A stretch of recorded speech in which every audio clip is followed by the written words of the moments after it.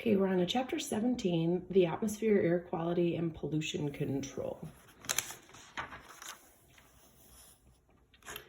So you need to know the stats of the atmosphere, that the atmosphere is 78% nitrogen, 21% oxygen, and 1% other gases. We mainly breathe oxygen because it's actually the most dense, so it's closest to Earth's surface due to gravity. So in the lower atmosphere, which is the troposphere, we have a mainly oxygen concentration. The nitrogen is less dense, so it actually rises away from the troposphere. You should know the 5 layers in order, as well as their temperature gradients that go along with it. So we need to add the exosphere on as a 5th layer, which is exiting into space and has the lowest atmospheric pressure, which makes sense as there are no layers that are kind of smushing down on top of it. So therefore the pressure is less, not actually being added. Temperature varies in the other layers, so make sure that you understand that and have one important fact for each layer. There are some important facts about the stratosphere and the troposphere that your book doesn't go over, but have been brought up on previous AP exams. So the stratosphere actually contains the ozone layer, and that protects us from UV rays. We can see some ozone in the troposphere as well, which is actually a pollutant and something that's very dangerous for us to breathe in. But in the stratosphere, it's good for us as it protects us from UV radiation, so there's no risk for us breathing it in up there. The troposphere has the most air particles, the most mass, the highest density, weather patterns, and global warming. No atmospheric pressure and relative humidity, as well as convection, circulation, and the differences between weather versus climate. This can actually be repeats from a lot of the stuff that we've been talking about.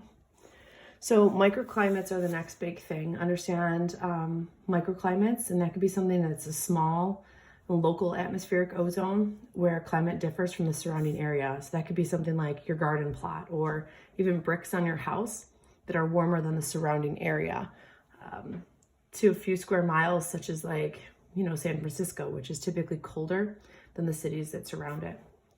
Understand why the equator is always hotter than the poles. The sunlight has to travel less distance, and the light hits at 90-degree angles. So there's actually more direct sunlight at the equator.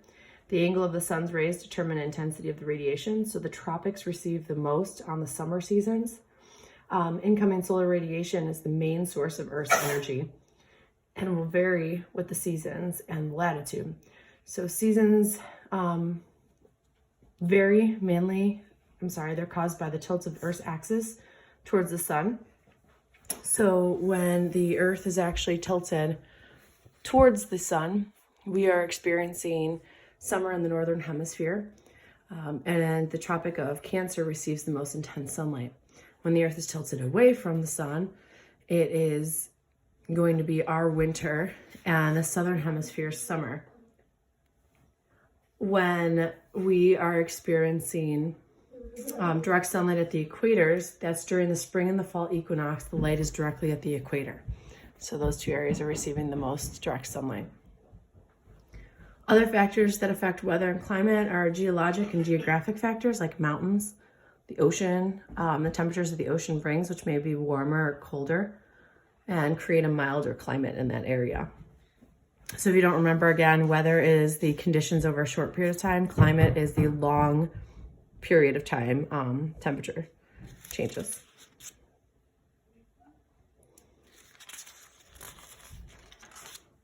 Okay. Convection cells. Let's go back here. Convection cells right here, remember those? They're going to occur with air, with water, with magma. Hot things are going to rise, cool, and then are going to fall and create that loop. So when you have hot, moist air rising, it will begin to cool as it travels higher in the atmosphere.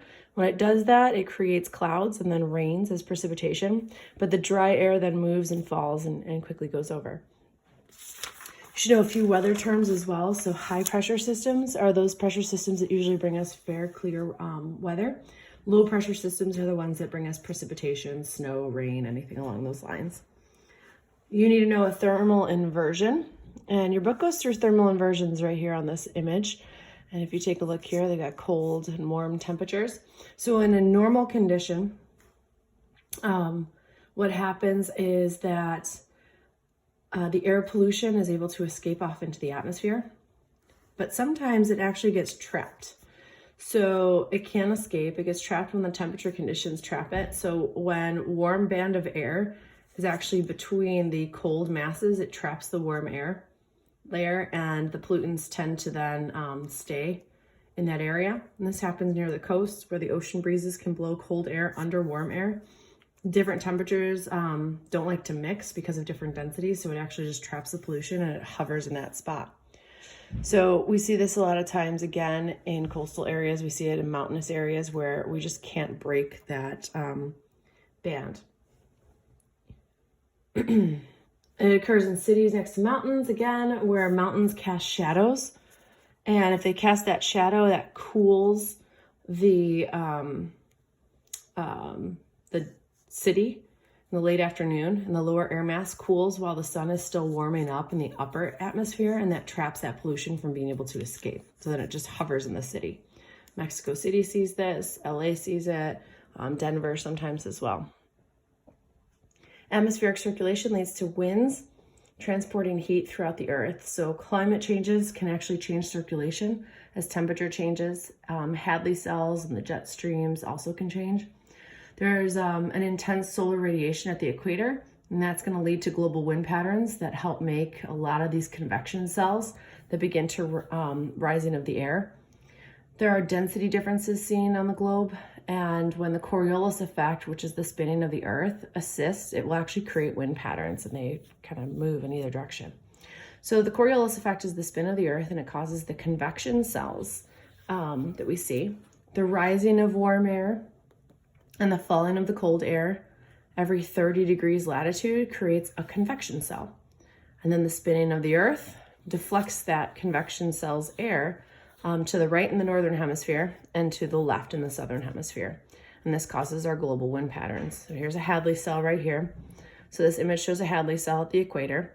So as the equator heats up with the direct sunlight, the warm air rises.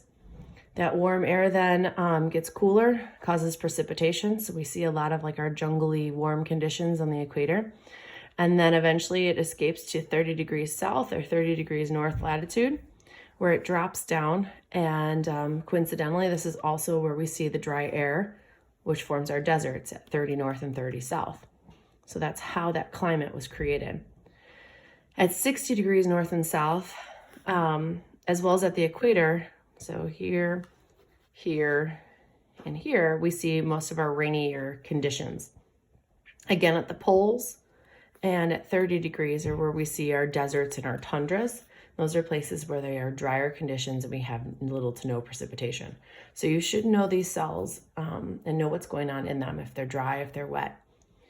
So know that a hurricane, as well as a cyclone and typhoons, just depending on where you are in the world, are pretty much the same thing. So cyclones is what they call them in the southern hemisphere. Typhoons is what they call them typically in the Pacific. Know tornadoes and know what ambient pollution, air pollution is, which is basically outdoor air pollution. Air pollution can have natural sources as well. So the natural sources are like CO2 being given off through respiration, or decomposers doing decomposition, volcanic eruptions that give off CO2. There's also point and non-point, or volcanic dust and pollen, other particulate matters that are natural. We categorize things into point and non-point source pollutants. So anything that we can point at and say, this is the factory, this is the smokestack that we can see and give off, those would be considered your point source pollutions. But non-point sources are things that we can't specify one individual item. So the 10 million cars that we have on the road, or all of people in the community's fireplaces that are all burning, those would be considered non-point source. College Board also wants you to understand the difference between primary and secondary pollutants. So primary pollutants are released directly from sources like a volcano, your car muffler, anything like that. When those primary pollutants react with water or oxygen in the atmosphere to make a new pollutant, that new pollutant would be considered a secondary pollutant. So toxins from your muffler, which are primary, mix with water in the atmosphere to make acid rain, which would be a secondary pollutant. So you need to know the provisions of that, and then the Clean Air Act. So the Clean Air Act does have set standards for air quality. It does limit emissions that are going on, and then creates standards for those emissions with the transportation and other industrial properties. You need to know how much pollutants you can let out as an industry, and then funds pollution research for different places throughout the world to give citizens the right to sue violating parties that are actually going against the act. And it monitors the cap and trade permits, which we talked about with companies that produce their toxin or their emissions. And if they stay under a certain amount in their level, they can actually sell off the additional points. There are 6 EPA criteria pollutants that are noted on these 2 pages. We're going to go through them in class, but you should understand them as well from the context of this textbook. There's carbon monoxide, sulfur dioxide, there's nitrogen oxide, which we call NOx. There's volatile organic compounds, which are called VOX. And basically this is formaldehyde or gasoline evaporates at room temperature. Trees are actually a natural source of VOCs and particulate matter. And then lead, which the EPA has been regulating the use of lead in fuels for quite some time. And they've lowered the amount of lead in the atmosphere by making gasoline lead-free and reducing that chemical. So even with our population increasing and our energy consumption and our vehicles and our gross domestic as all increasing over time, we are still seeing a significant drop in a lot of these pollutants in the atmosphere. So we're doing a really good job of trying to keep our reins down and protecting ourselves from some of this, but we have a long way to go with our emission standards. Some ways that we actually reduce our air pollutants are regulatory practices. We have conservation practices, alternative energy like hydrogen, algae, electric, non-leaded gasoline, vapor recovery nozzles that are on gas pumps. That's that little fan looking thing on the gas pumps to help reduce the amount of gasoline that happens to make it off and away from the pump. We also try to reduce our emissions by using wet scrubbers, which remove particulates and gas from smokestacks like SO2 before they're actually sent into the atmosphere. So you can see that in here, the gases and the all get sent up, and we've got these little sprinkler systems that help take care of all the particulate matter and any of the solids, metals that might be trying to escape, and just the cleaner emissions get released. Electrostatic precipitators are also used, and they remove particulates as well. Remember, the white smoke is usually likely water vapor, while black smoke is like a combustion with dirty smoke. In our cars, we also have catalytic converters, and it helps to remove carbon monoxide and hydrocarbons and NOx from our exhaust and converts it into less dangerous things like N2, CO2, and water vapor. So that's really important. That's on all cars now. You do need to know specifically what these things are. So like a scrubber or a filter, if you say that and on FRQ, or if you talk about just saying converters that make exhaust better, that's not gonna fly on the AP exam. You have to know specifically what is being converted. And you must be able to use the term like wet scrubber or electrostatic precipitator. Pollution from automobiles and industry are just not good enough. You have to be more specific. So going into that, the automobile industry as well as factories, we see a lot of coal being released. So coal releases carbon dioxide, which is also toxic metals and sulfur dioxide, particulates into the atmosphere. Fossil fuels typically will release carbon monoxide, nitrogen oxides, hydrocarbons, and particulate matter. Air quality is decreasing with the release of sulfur dioxide from burning of fossil fuels and diesel fuels. NOx from tailpipes is produced early in the day, and then we start to see ozone peaking in the afternoon, especially in the summer when the heat and the sunlight and the oxygen reactions occur with the morning commute pollutants. So again, as people start to drive off in the morning, we see the morning commute, and then by late morning and afternoon, once the earth has started to warm up, we see the reaction occurring with that smog, and it starts to become very dense. Industrial smog. Industrial smog is known as the gray smog and mainly comes from factories that burn coal or oil, and the specific pollutants of SO2 and then particulate matter and carbon monoxide are what we see in this typical smog. So those are the byproducts of that. And again, it's that dark sooty smog that we would see. Photochemical smog is what we would find in more warmer places. The word photo means light, and this refers to the brown smog that we start to see. This happens in urban areas because of cars and can be reduced through the reduction of NOx and VOCs. It harms human health with respiratory problems and eye irritation, and it's caused by transportation with NOx or NO, and basically creates a bad form of ozone in the troposphere. So we see NOx and VOCs react with sunlight and heat, and that starts to produce the pollutants of ozone. And again, this O3 ozone is not the same. It's the same chemical composition as the ozone that saves us from UV radiation, but unfortunately down where we can breathe it damages us quite a bit. So it's not the good ozone, it's tropospheric ozone. So stratospheric ozone is formed when we start to see oxygen, O2, combines with an oxygen atom. So oxygen gas combines with an oxygen atom to form O3, and that's a molecule, which is ozone.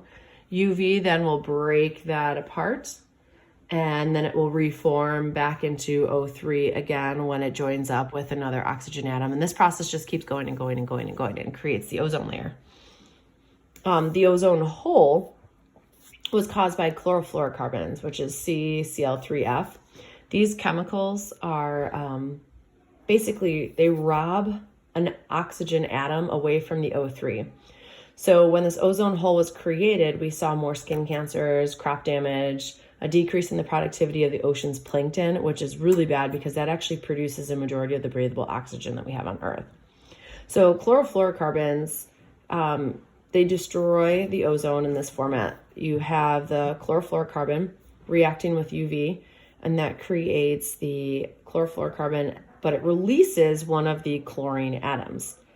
This chlorine atom then combines with ozone, and when it combines with ozone, it actually breaks one of the oxygens away.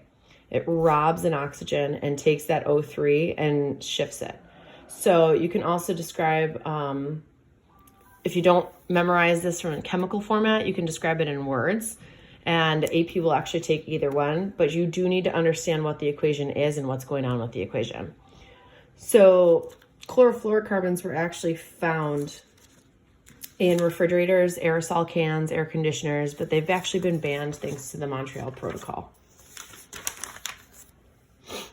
And again, that Montreal Protocol was one of the biggest things to come around. So one of the biggest things you'll be asked is the difference between tropospheric ozone and stratospheric ozone. Again, chemically, they're the same. They're both O3, but in the troposphere, it's bad for us because we can breathe it in. And in the stratosphere, we're really not going to be exposed to it up there, so we're not breathing it in, but it protects us from the UV, so it's good. Again, the stratospheric ozone is formed from, the tropospheric ozone is formed from NOx and other chemicals that are coming off of our exhaust pipes mixing with sunlight. So even though CFCs have been banned since 1987 during the Montreal Protocol, the ozone hole damage peaked in 2009 and 2010 because CFCs took a long time to reach up into the stratosphere. It took a long time for that to happen, and the ozone hole is actually the worst over Antarctica. In Antarctic Spring, which is September for us, because remember their seasons are opposite of ours, there's actually more ice crystals around, and that promotes the CFCs robbing the oxygen atoms from the O3 ozone. So over the winter, the ice keeps robbing the oxygen atoms, and by the end of winter, which is around September our time, the ozone hole is actually at its worst. So now we're going to get into acid deposition, which is the same thing as acid rain. It's caused by NOx from petroleum oil or from car exhaust, but mainly from SOx from coal burning power plants. It affects those downwind from coal burning plants the most and causes acidification of soils and water, which is corrosive to man-made structures like statues and buildings.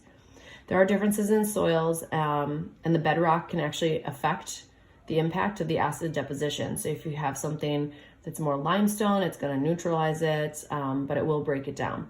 Fossil fuels are a big source of a lot of this stuff. So because fossil fuels release the NOx, it produces ozone with the light, and that will actually equal photochemical smog, which causes acid rain. So problems with acid deposition can be seen in this list that's right here.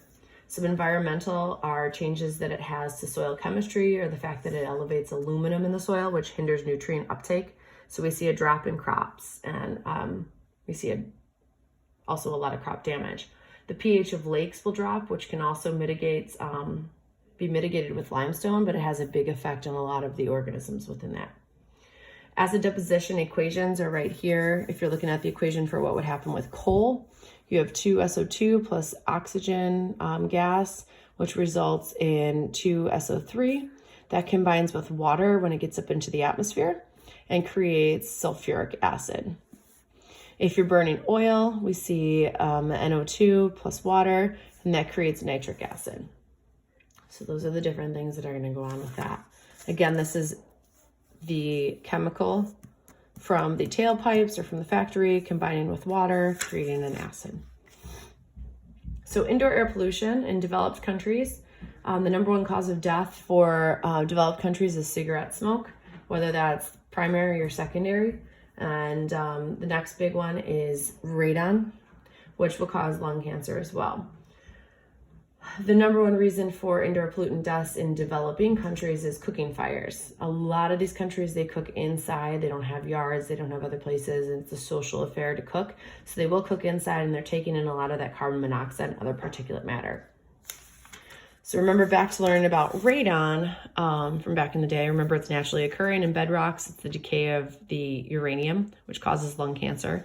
We can put vents in our basements and fans in to help mitigate a lot of that and remove it from our structures. The next big thing that we should know is a few sources of indoor air pollutants that aren't radon can be found in your house. So know a few of these, know the ways that you can mitigate it by opening windows or having more plants to take in carbon dioxide within your house, making more oxygen then. Choosing VOC-free paints and varnishes to reduce the toxins emitted from that. Not smoking in your house, choosing less toxic products for cleaning, and don't build fires inside because that will reduce the chances of carbon monoxide as well. So again, know a few of these indoor pollutants, what they might cause, and how to take care of them. And that is it.